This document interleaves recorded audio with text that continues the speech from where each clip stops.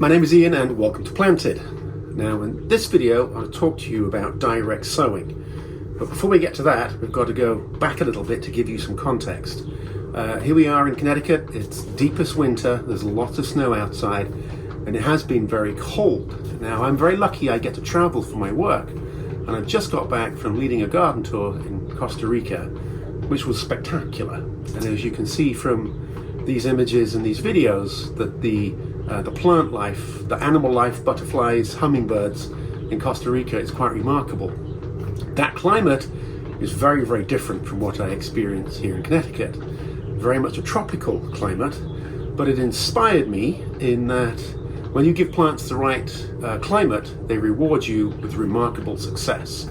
So having left that behind me, and now I'm back in Connecticut, it's time to look forward to the season ahead of us. Now we're in mid-February, and it doesn't matter if it's December, January, February, or even early March.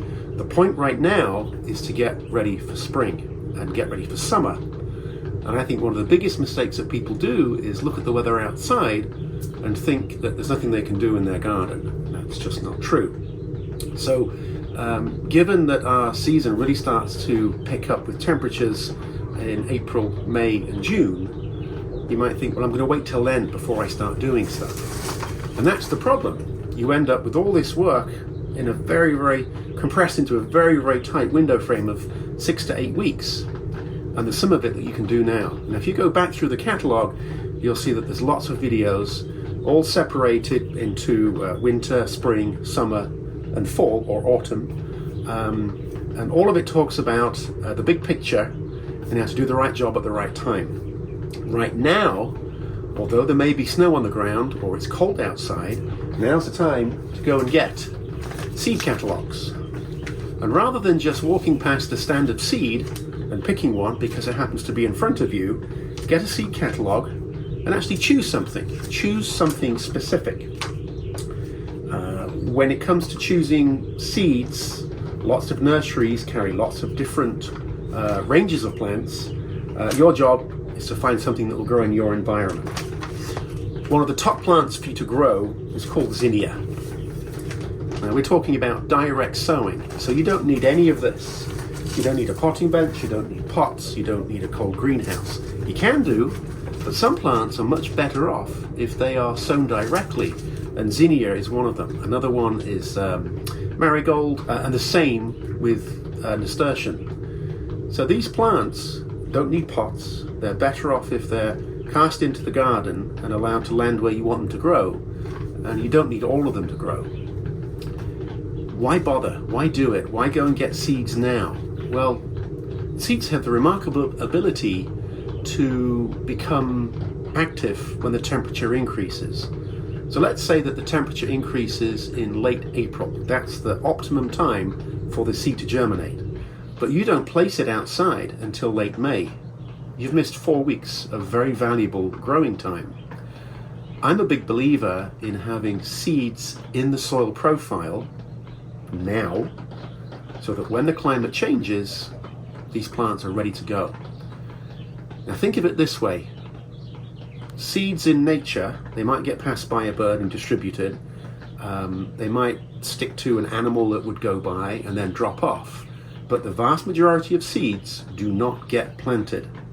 They land on the surface, and it's the duration on the surface where wind might bring soil particles to partially cover them, rain might wash them into the soil, but there's no one burying them in nature.